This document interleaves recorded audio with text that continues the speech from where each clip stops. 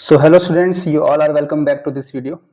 तो जैसा कि मैंने आपको लास्ट वीडियो में कहा था कि हम नीट के ऑर्गेनिक केमिस्ट्री के लास्ट 10 ईयर के क्वेश्चन सॉल्व करेंगे। तो लास्ट वीडियो में हमने नीट 2023 के ऑर्गेनिक केमिस्ट्री के सारे क्वेश्चन सॉल्व करे थे। अब इस वीडियो में हम करने वाले हैं नीट 2022 के क्वेश्चंस। 2023 में तो काफ़ी इजी क्वेश्चंस थे, लेकिन 22 में थोड़े अच्छे क्वेश्चन आए हुए थे, तो हम सारे क्वेश्चन सॉल्व करेंगे। 2022 के पेपर में टोटल 15 क्वेश्चन आए थे ऑर्गेनिक केमिस्ट्री में, तो 15 के 15 क्वेश्चन हम सॉल्व करेंगे, जिससे आपको एक क्विक रिवीजन मिल जाएगा और पीवाई की प्रैक्टिस हो जाएगी अच्छे से। तो चलो स्टार्ट करते हैं। हो सकता है ये क्वेश्चंस मैं 2 वीडियोस में सॉल्व कराऊं, तो देखते हैं इस वीडियो में हम कितने क्वेश्चन को सॉल्व करते हैं। तो स्टार्ट करते हैं वीडियो। चलो, तो सबसे पहले क्वेश्चन नंबर 52 देखो, ऑर्गेनिक केमिस्ट्री से आया था। Which compound amongst the following is not an aromatic compound. तो 4 ऑप्शन दिए, हमको बताना है इसमें से कौन सा एरोमेटिक कंपाउंड नहीं है। अब नीट 2023 में भी ऐसा क्वेश्चन आया था एक एरोमेटिसिटी वाला, तो ये टॉपिक इंपॉर्टेंट है, इसको जरूर पढ़ लेना कि what are aromatic, what are non aromatic and what are anti aromatic compounds. ठीक है, तो एरोमेटिक कंपाउंड्स क्या होते हैं? एरोमेटिक कंपाउंड्स वो होते हैं जिनका स्ट्रक्चर जो है साइक्लिक होना चाहिए। ठीक है, उनमें कंप्लीट कॉन्जुगेशन होना चाहिए, उनका स्ट्रक्चर साइक्लिक के साथ प्लेनर भी होना चाहिए। प्लेनर साइक्लिक स्ट्रक्चर, कॉन्जुगेशन होना चाहिए कंप्लीट, और जो हक्कल्स रूल को फॉलो करें।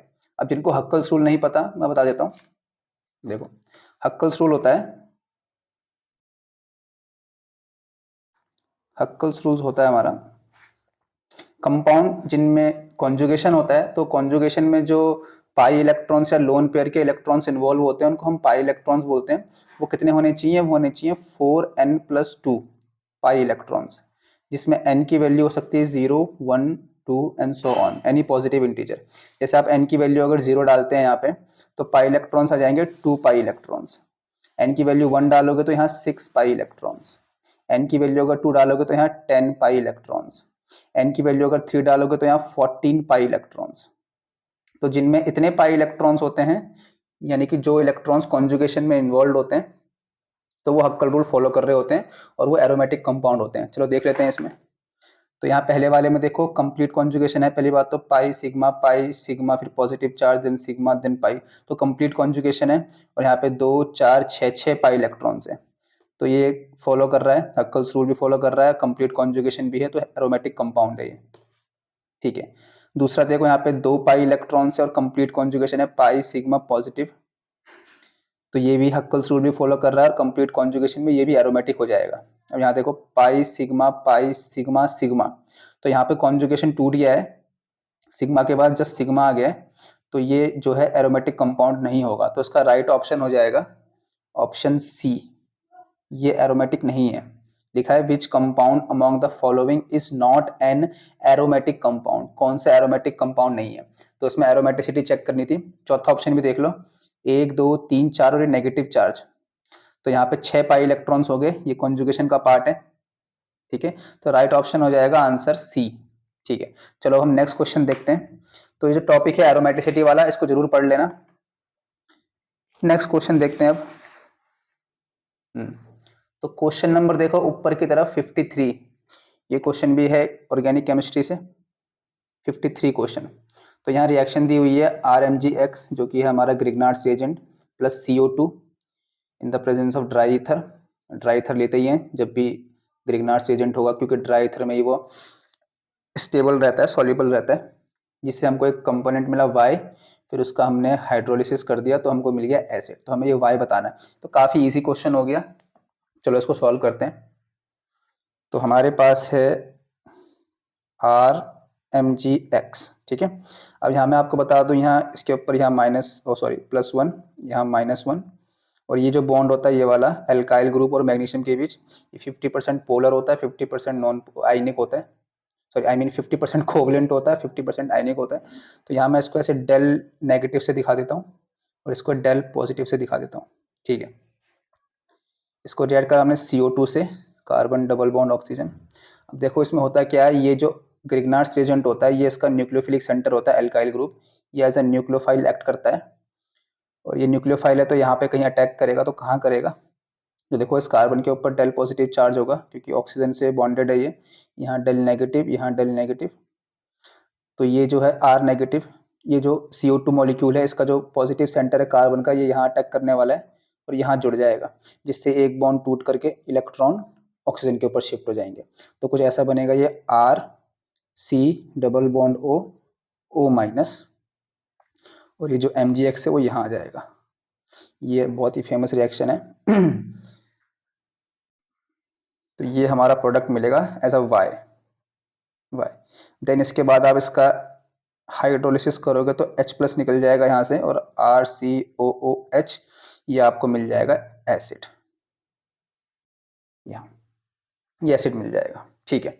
तो इसका जो राइट ऑप्शन हो जाएगा, देख लिया होगा आपने, RCOO माइनस नहीं, RCOO माइनस Mg+। तो ये डी ऑप्शन हो जाएगा इसका राइट।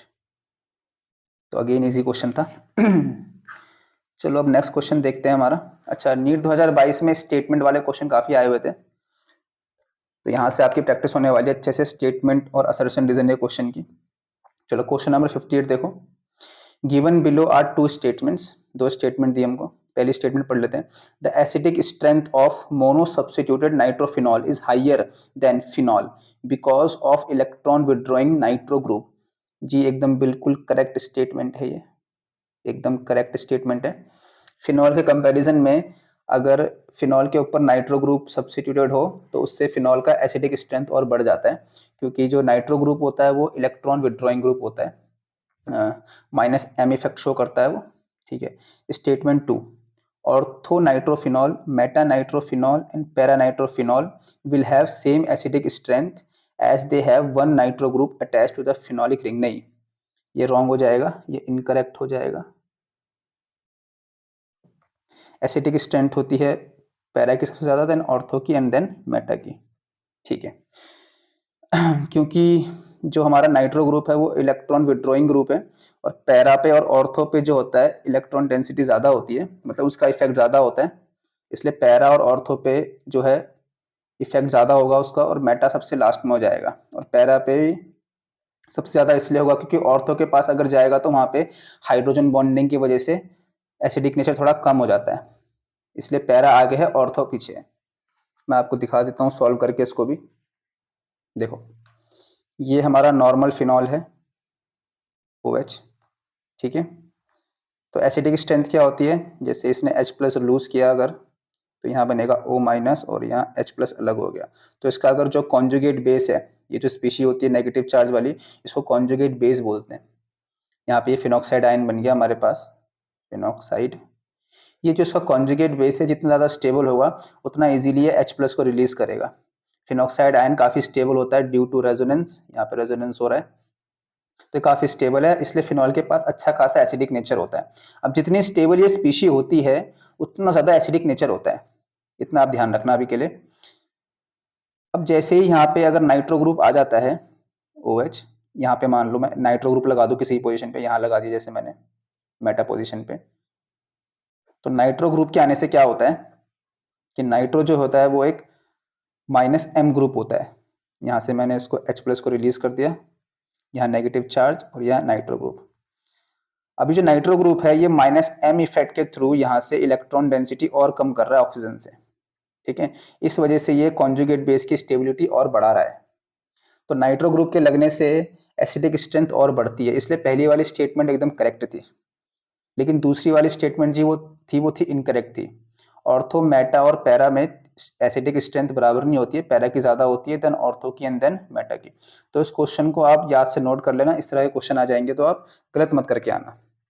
चलो, तो 58 क्वेश्चन में जो पहली स्टेटमेंट है वो करेक्ट है, दूसरी वाली इनकरेक्ट है, ठीक है। तो राइट ऑप्शन क्या हो जाएगा, statement 1 is correct but second is incorrect, तो बी इसका आंसर हो जाएगा। अब देखो क्वेश्चन नंबर हम देखते हैं 59। The Jaldash method of the estimation of nitrogen can be used to estimate the amount of nitrogen in which one of the following compounds। किन कंपाउंड में हम यूज करते हैं, तो जल्डास मेथड के लिए ध्यान रखना आप, नाइट्रोजन अगर डायरेक्टली रिंग में है तो यहाँ पे ये नहीं कर पाएगा इसको डिटेक्ट, ठीक है। दूसरा, एजो कंपाउंड जो होते हैं, एजो कंपाउंड उनमें भी नाइट्रोजन को डिटेक्ट नहीं कर पाता है ये मेथड, और नाइट्रो कंपाउंड को भी नहीं डिटेक्ट कर पाता है, तो यहाँ पे हो जाएगा ये बी ऑप्शन। या यहाँ पे नाइट्रोजन को डिटेक्ट कर लेगा इस मेथड से, तो ये भी अच्छा क्वेश्चन था। लेकिन ईजी था। अब नीचे एक और क्वेश्चन है, लेकिन ये केमिस्ट्री इन एवरीडे लाइफ का है, तो इसको हम छोड़ सकते हैं, सिलेबस से बाहर है ये टॉपिक। चलो नेक्स्ट क्वेश्चन हम देख लेते हैं यहाँ पे। Question number 63। Question number 63, which one of the following sequence of reactions is suitable to synthesize chlorobenzene. तो क्लोरोबेंजीन बनाने के लिए हमें कुछ ये दिए हुए ऑप्शंस, तो कौन सा ऑप्शन सुटेबल होगा क्लोरोबेंजीन बनाने के लिए, बताना हमको। तो पहला फिनॉल NaNO2 HCl CuCl, तो यहाँ से तो क्लोरोबेंजीन नहीं बनेगा। दूसरा है यहाँ से बी बेंजीन और HCl, यहाँ से भी नहीं बनेगा। तीसरा है हमारा NH2 HCl हीटिंग, यहाँ से भी नहीं बनेगा। चौथा है बेंजीन Cl2 एनहाइड्रस FeCl3, यहाँ से बन जाएगा हमारा chlorobenzene. Electrophilic substitution on benzene पढ़ा होगा आपने ये, इलेक्ट्रोफिलिक सब्स्टिट्यूशन ऑन बेंजीन, जहाँ पे Cl+ हमारा जो होता है क्लोरोनियम आयन, ये हमारा इलेक्ट्रोफाइल हो जाएगा जो बेंजीन पे अटैक करेगा। ठीक है, तो बहुत ही इजी क्वेश्चन था ये वाला भी, इजीली सॉल्व कर लिया हमने। चलो अब नेक्स्ट क्वेश्चन देखते हैं हमारा। तो नेक्स्ट क्वेश्चन यहाँ पे question number 69। Okay, given below are two statements, दो स्टेटमेंट दी हुई हैं, वही बताना हमको, करेक्ट इनकरेक्ट वाला। Primary aliphatic amines react with HNO2 to give unstable diazonium salt. तो ये एकदम करेक्ट स्टेटमेंट है, करेक्ट एकदम सही स्टेटमेंट है। जो एलिफेटिक अमीन्स होते हैं प्राइमरी वाले, वो कंसंट्रेटेड HNO2 के साथ रिएक्ट करके अनस्टेबल डायजोनियम सॉल्ट देते हैं। दूसरी स्टेटमेंट देख लेते हैं, primary aromatic amines react with HNO2 to form diazonium salt which are stable even above 300 kelvin. तो ये जो हो जाएगा, ये इनकरेक्ट स्टेटमेंट हो जाएगी। ये जो रिएक्शन है डाइएजोटाइजेशन वाली रिएक्शन, ये 0 से 5 डिग्री के बीच में होती है, उससे ऊपर नहीं हो पाती है रिएक्शन। 0 से 5 डिग्री का मतलब हो गया 273 से 278 केल्विन के आसपास, तो 300 केल्विन पे तो ये गलत हो जाएगा आंसर। तो first is correct, second is incorrect. Statement 1 is correct but second is incorrect, तो option B is the right option. चलो अब बारी है नेक्स्ट क्वेश्चन की। नीचे क्वेश्चन नंबर 71, मैंने पहले से सारे क्वेश्चन मार्क करके रखे हुए हैं। Question number 71 again organic chemistry का। The incorrect statement regarding chirality is. तो कायरलिटी के रिगार्डिंग हमको इनकरेक्ट स्टेटमेंट बतानी है। The product obtained by SN2 reaction of the haloalkane having chirality at the reactive site shows inversion of configuration. ये तो बिल्कुल correct statement है, ये करेक्ट है।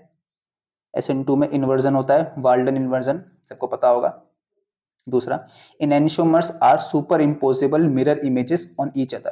तो ये हमारा राइट ऑप्शन हो जाएगा। ये जो स्टेटमेंट है ये इनकरेक्ट है एकदम, सुपर इम्पोजेबल नहीं होती है। जो हमारे पास एनेंशियोमर्स होते हैं वो सुपर इम्पोजेबल नहीं होते हैं। अगर वो सुपर इम्पोजेबल हो जाएंगे तो फिर आइसोमर ही कैसे रहेंगे भाई।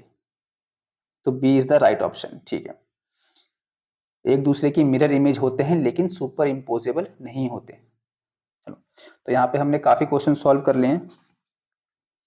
आगे देखते हैं कुछ और क्वेश्चंस ऑर्गेनिक केमिस्ट्री के ही। तो अगेन एक और क्वेश्चन आ गया मेरे पास, क्वेश्चन नंबर 76। ये क्वेश्चन भी हमारा ऑर्गेनिक केमिस्ट्री का है, बायोमोलिक्यूल्स का क्वेश्चन है। देखो,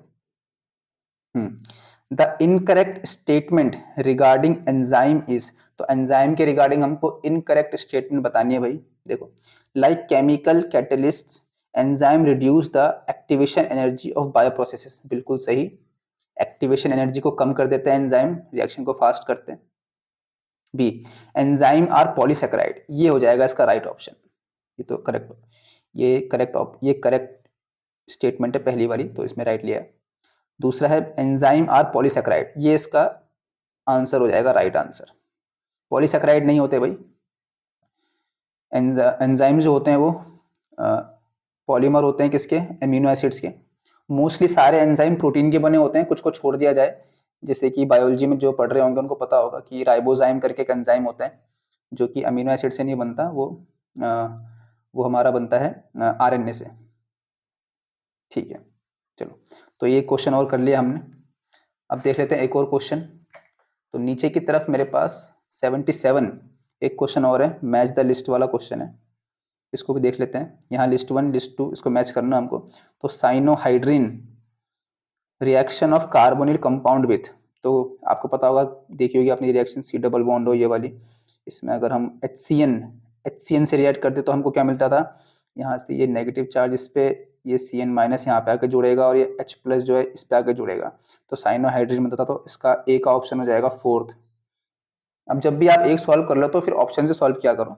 तो यहाँ ए का 4 कहाँ कहाँ है, तो ए का 4 तो एक ही ऑप्शन में दिख रहा है मुझे, सी ऑप्शन में, बाकी किसी में ए का 4 नहीं है, तो यहीं पे ये सवाल खत्म हो गया, ए का 4। फिर भी आगे भी कर सकते हो। एसिटल ग्रुप, तो एसिटल अल्कोहल से मिलेगा आपको, बी का 3 हो जाएगा, ठीक है। Skips base 1 degree amine, second हो जाएगा। ऑक्साइम NH2OH, इतना इजी, ये हो जाएगा, ठीक है। तो बी का थर्ड, सी का सेकंड और डी का फर्स्ट, बिल्कुल सही।